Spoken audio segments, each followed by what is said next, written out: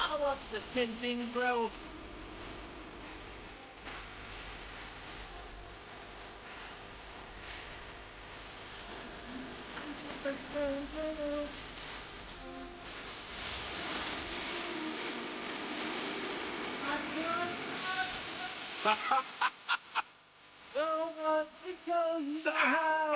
I know the song's 40 years old. I think it's actually kind of a good jam.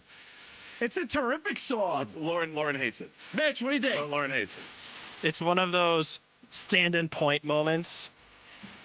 On the loose. I know it from somewhere, but I don't know where.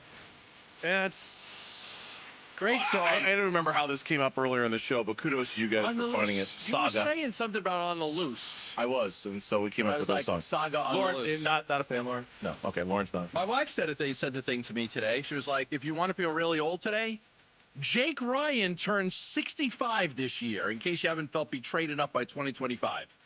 Some people might be like, 16 Candles, the guy with the Porsche and 16 Candles. Oh, 65. that's what makes me feel old. 65. Okay? Dude, the guy from 16 Yes. Candles is 65. I know. It's the guy horrible. that Molly Ringwald loved. Yeah, it got sent in my family group chat. Oh my God. Horrible news. I know the video's going everywhere. Horrible news. Like it's on Instagram. Everybody's sending it. My wife sent it to me. He's so cute in the movie, and you're just like, oh God, you played this so well. Every No. girl loved him. Every girl loved that guy. Horrible news. Every girl.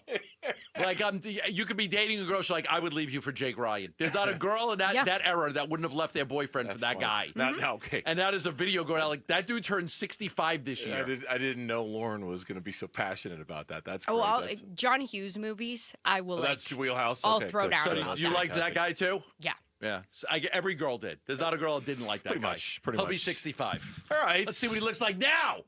Well, he's 65. How about that, Jake Ryan? What do you look like now, dude? I mean, what do you expect? You know, it's if you're people get old. It happens. Yeah. Who wants Bradley Beal? Who wants Bradley Beal? And this is Chris Haynes, and it's a rhetorical question. I'm not expecting you to answer. I don't have an answer. Chris Haynes on Twitter yesterday on his Haynes Brief, these little video snippets that he does, very coolly named, by the way, the Haynes Brief. I like that. Says it's not the Milwaukee Bucks. I'll tell you that right now. Contrary to popular belief, I was just informed that the Milwaukee Bucks have not inquired about Phoenix Suns star Bradley Beal. In fact, it was explained to me that a connection between the two is non-existent. So if Phoenix is able to acquire Jimmy Butler, it would not come via the Milwaukee Bucks taking on the star guard. Fascinating, because we know that Beal has interest in some teams. Like, there's no doubt that they've talked about it. That like he knows he's been on the trade blocks. The Jimmy Butler thing's been out there since early December, around December 10th, 11th. The Jimmy Butler stuff came out. We're talking 6 weeks of Jimmy Butler. Bradley Beal knows that he'd have to get traded for Butler to go. He knows it. If Butler's coming here, he's getting traded. So obviously he knows that there's a couple teams that he would go to. The problem is that if nobody wants Beal, Miami doesn't want him. If Milwaukee doesn't want him, you're starting to run out of options with teams that have, because the reason you connect these teams is because somebody's got to go to Miami if it's not Beal. With Milwaukee, it was Middleton. All right, move Middleton. They'll move Connaughton. They'll take Portis in Middleton. You could make that work. The only other team that I can think of, and now there may be another team, but the only one that I could think of now is Chicago. With Zach LaVine. Yeah. Who has another awful contract. And which, by the way, a trade of Bradley Beal to Chicago for Zach LaVine, it works straight up. The trade machine. But you wouldn't want LaVine. No, of course not. No, I'm just saying, Miami. in terms of trying to match salaries and move bodies and things like that, it works. But then, does Miami want Zach LaVine? Does I mean, now I would say no. It's another brutal contract that keeps them over the second apron and is a taxpayer. And that's why today, right now, at 5:08 in the afternoon, I'm really not feeling the Jimmy Butler to Phoenix thing, and not because I don't want it to happen. Because I'm just starting to think it can't happen. And it can't happen largely because Bradley Beal's got a contract that nobody's going to want. And that if you do want it, he's not going to want you.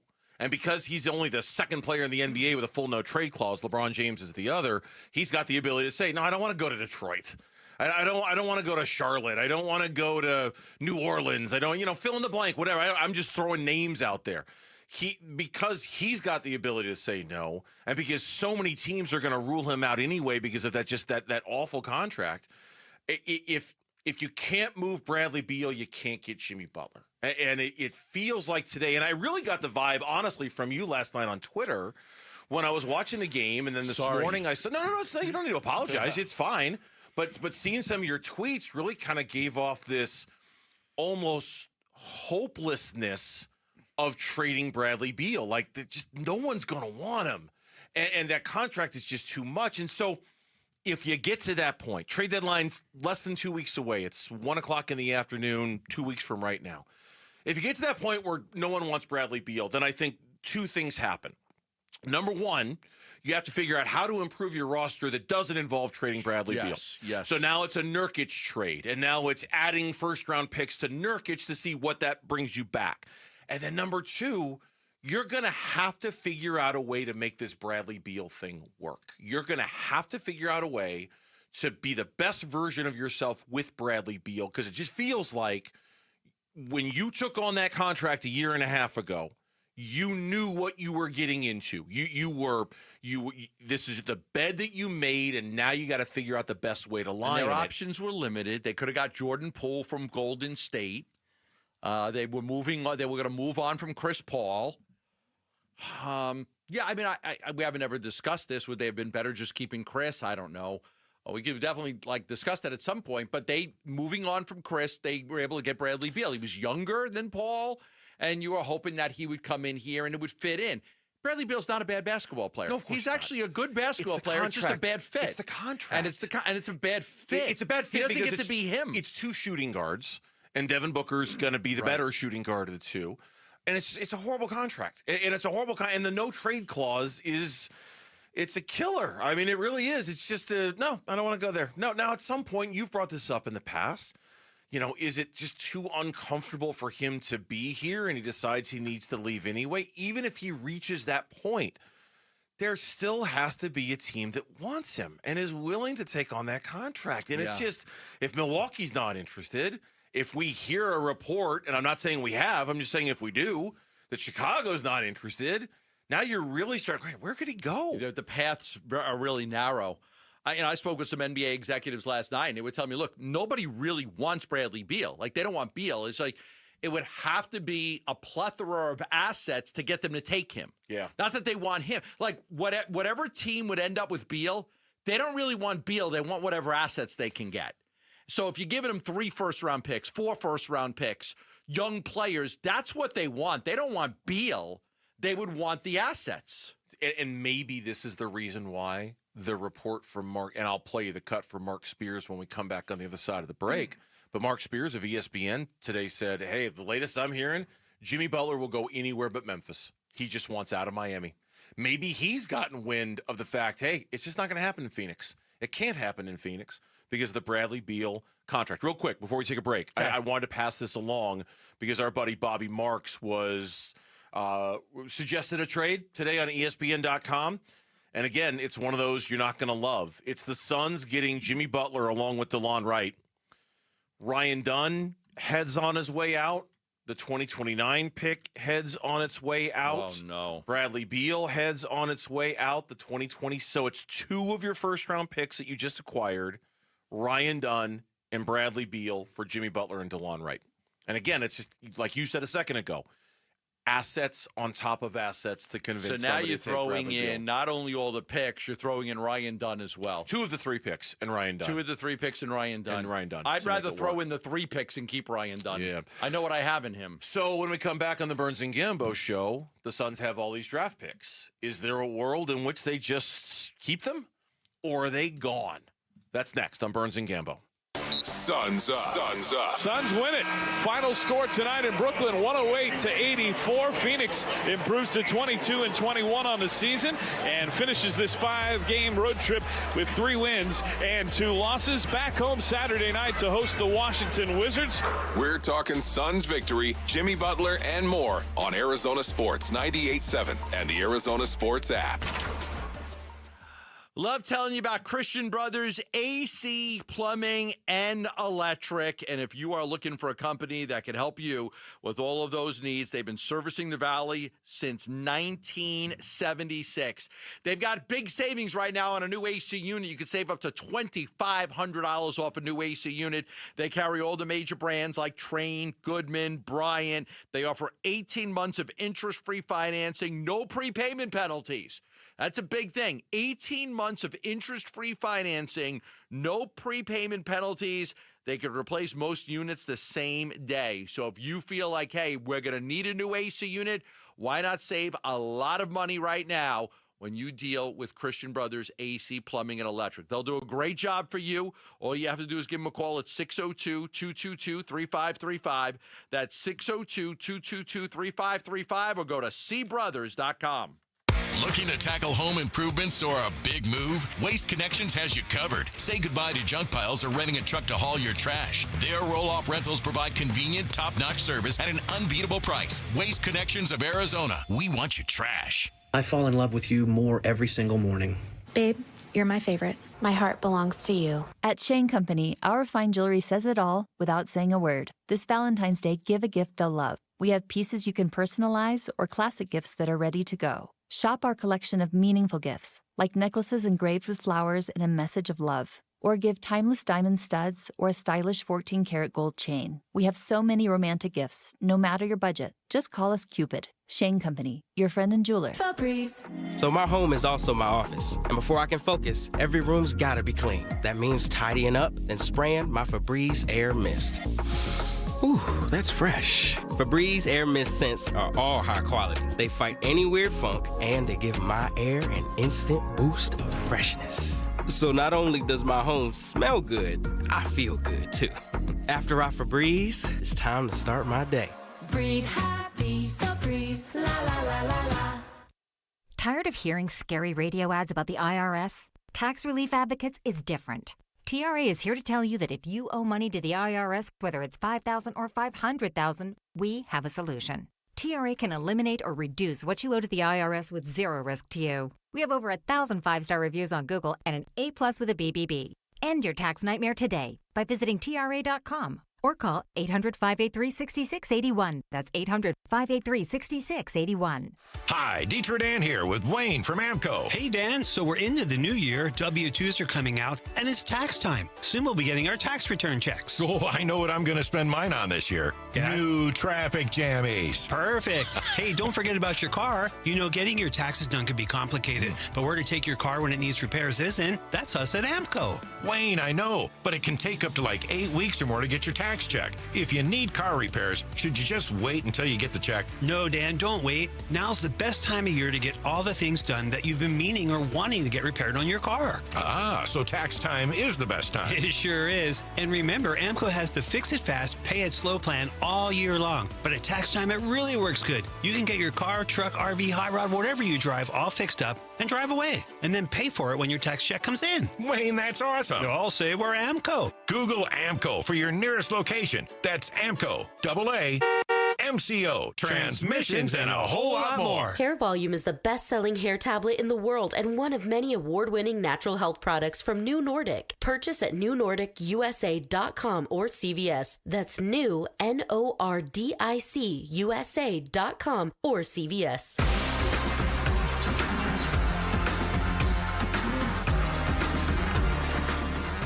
Hey, it's Vince Marotta. Join us Friday morning. We'll get deep into the championship matchups. Bills, Chiefs, Eagles, Commanders. It all starts at 6 here on Arizona Sports, the local sports leader.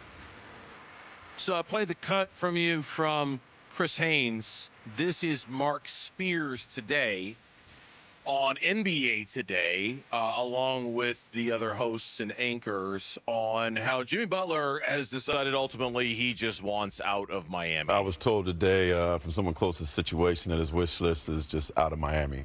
with exception to Memphis. That he doesn't want to go to Memphis. That's not just out of Miami. That's developing.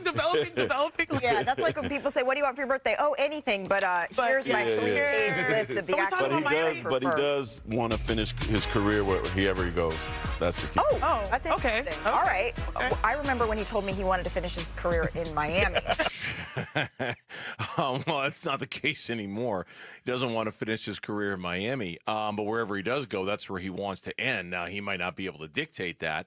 Look, there's a lot. It feels like there's a lot that's kind of happened today. Oh, yeah. I think the Chris Haynes report on Milwaukee having no interest in Beal has set off a domino effect. I think it has. I think it feels like it, doesn't it? It's reverberated, if that's the word, like from Phoenix to Miami. Like Butler got wind of that. Like, okay, if nobody wants Beal, I'm going to have to open it up to like maybe every other team in the league outside of Memphis.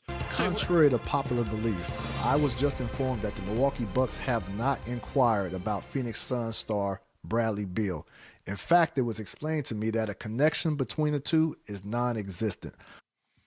So that comes out last night, and that's when, I think I got into my depressed mode, and I started depressed tweeting. Like, is there a thing called depressed tweeting? I might have been depressed tweeting last night. Is that what you were doing last night? I think so. It's like, okay, look, the Suns made this trade with the Jazz for these picks that they were either going to use for a trade or keep because they're going to need the picks for players. They need to have players because they're going to lose a lot of guys. But if this got back to Jimmy Butler and he's starting to feel like, look, there's no path to get to Phoenix, then he's like all of a sudden went from, I only want to go to Phoenix till I'll go anywhere except Memphis. So we've just added 28 teams to the list. Incredible. Like Jimmy Butler overnight has just added 28 new teams that he'll go play for. Not 5, not 10, 28. So I think a lot of it happened with the belief that Milwaukee was the team that you were probably going to need to get a deal done. They could have moved Connaughton. They could move Middleton. Maybe Miami would take Middleton. He's only got 1 year left on a deal if he opts in. And, now you're starting to feel like it's going to be hard to make a trade. Yeah, I took a screenshot of some of your depressed tweeting last night, not to rub it in your face or anything, but I was reading your tweets last night and I thought, man, that sounds like Bradley Beal's got no takers. Quote, Jimmy can come to Phoenix all day, every day, but unless someone takes Bradley Beal, there is no deal. And I have never once heard of a team that wants Beal, only that there are a select few teams that Beal would want to go to, close quote. Then you went on to say, quote, nobody that I know of wants Beal in that contract. It's always been a matter of having to incentivize some team to take him with assets, close quote. So let's advance the story a little bit here now. So Jimmy Butler's opened up the running to 28 different teams now. Bradley Beal, according to reports, it's not going to happen in Milwaukee. It has us wondering whether it could happen anywhere. There's a world in which the Suns are, for lack of a better word, and it's probably not the right word, stuck with these draft picks that they acquired. Which is not terrible. And I know you're looking, this is you looking at the bright side of things. This isn't you being depressed. Like you're looking at it and going, okay, it wouldn't be the worst thing in the world if they took their 2031 draft pick and split it into 3 picks, even though they're probably all going to be at the end of the first round or close to the end of the first round. The 2031 pick is very valuable, and there's no really, it's more valuable than the 3 picks they got, but it's not until 2031. The Phoenix Suns are going to need players now. And when they spoke with the Jazz, when they were talking to the Jazz, it was mentioned that, hey, we may keep these picks. If we can't make a trade, we may keep these picks because they need players. They need cheap players in the first round. You look at the roster. Think about guys who could be gone after this year. Tyus Jones, Damian Lee, Mason Plumlee, Monty Morris, Bol. They need the picks. They need to be able to draft a player to put with Dunn and Oso. Same thing next year. So having these picks is valuable to Phoenix because they don't need a player in 2031. They need players now to replace what they're going to probably lose. That's why they need these picks. I could totally see them keeping some of them. They're going to have to keep some of them, right? Like you can't trade picks in consecutive years. It's kind of the same deal as where we were a few weeks ago. They still had draft picks. They just had all the pick swaps, but they still had picks. They have to keep some of them. There is no doubt in my mind they will trade some of these picks. I mean, just none. This is Matt Ishbia from 7 months ago when the season ended after they lost to Minnesota. And he was asked about the 2031 draft pick. And just listen Listen to the general vibe and how he feels about draft picks in general. And like I said, if fans like to look in the future and say, hey, I really like that 2031 draft pick because maybe that 7th grader is going to be really good and we're going to draft him and one day he's going to be a player. Like, you ain't going to like the Phoenix Suns because we're going to say draft picks are to get great players. And we, by the way, narrative out there, and I know, Gerald, you got it right when I read what you wrote today. 5 of the next 8 years, we have a first-round draft pick. I know that's not like a cool thing to say out there because people like to, say their narratives. We have no draft picks, but we have 5 of the next 8 years, and we can trade 2 of them next month if we want. Right. So it's not like people say we have inflexibly. What would be a house on fire? We didn't have any players signed. We have our starting 5 signed for multiple years together. Do we have to make some adjustments because that starting 5 didn't win a championship? Of course we did. Of course we do. And we will. And you'll see it. And we're going to try to get some of our other free agents signed and kind of build this back and then figure out how do we tweak, modify to win an NBA championship. Again, that soundbite is 8 months old, but I think it kind of speaks to how he viewed the draft picks are necessary. They used them very well this year on Ryan Dunn and also They did a great job. That should not be overlooked. They did a great job. They with did. The draft. They really did. But the idea that they would keep all of them, I'd bet a car payment they're not keeping all of them. In fact, I would go so far as to say that if Jimmy Butler doesn't happen, they're using at least one of them to get off Yusuf Nurkic with the hopes they can bring back a productive player who helps them now. Look, in many ways, this is the owner that everybody wanted. Somebody that was going to be all in and try to go for a championship. Absolutely. So we can't fault him for going for not, it. I'm not.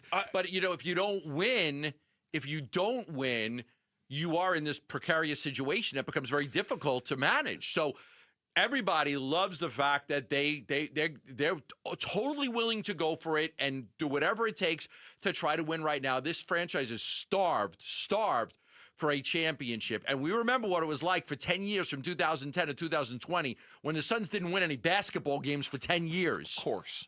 1 year with a winning record in those 10 years. That was miserable. So I applaud them going for it. But if you don't win it, you are going to be put in a really difficult situation. I don't disagree with you. I don't. I think the difference for me, and I think you agree with this, is that at some point you have to know when you've taken it as far as you can go, right? Like at some point you have to go, okay, it's just not going to happen. And when that happens, you have to be prepared to pivot and try a different plan. Now, are the Suns there yet? Some people say yes, some people say no. Coming up a little later on in the show, we're going to reveal what we all think the Suns are going to do in the second half of the season. And given the fact that it's the toughest schedule in the NBA, what are you looking at? We have to do that again? Well 5:45, Suns' upcoming schedule. Yeah. Who writes this stuff? You do. You do. Yeah, we have to do it again. It's my fault. Oh, brother. Yeah, you have no idea. Look, I would rather have an owner who's just full throttle committed to going for it. But at some point, you have to realize what you've got, right? Like, I'm sure you don't. But you ever watch, poker? Probably not. Okay, so you watch poker on TV, and I don't either. That's the one where you need 3 and 2 of a kind? Yeah, of course. Okay. Yeah, right, exactly. Not blackjack. You get a royal flush, a straight. All that stuff. Okay, I understand it. I understand it. You watch televised poker, and you can see the cards that all the players have, right? Okay. So you're watching along, and hey, this guy's got a straight, and that guy's got a full house, and that guy's got 2 pair. And you see the guys who are betting a losing hand, and you want to yell at the TV screen, stop. You're going to lose. You're going to lose. You have the losing hand. You do not have the guy. But they don't know that. Yeah, 2 guys down from you with the sunglasses and the hat and the earbuds. He's got the winning hand. You don't, but they don't know that. And that's what you don't want to have happen. You don't want to see your owner slide all of these chips into the middle of the table on what is a losing hand. And you want the realization of, hey, you know what? Maybe this isn't our year, and maybe this hand isn't going to win, and it's time to pull back a little bit and not go forward so far. That's where I think a lot of Suns fans are hoping. If we realize this isn't going to work, we need to stop doing this because it's going to be. But you can't go back into the pot and take your chips back. No, you can't. No, and you right? Hey, listen, you know what? I've decided this is a losing hand. Can I get my chips back? Yeah, no, it doesn't work that way. It does not work. And the Suns are in that spot because at some point they're going to have to decide if this is not a championship team, how to move off of it. Mm-hmm. Yep, and that's when you start getting into trading Kevin Durant or trading, God forbid, Devin Booker. Hopefully, it never comes to trading Devin Booker.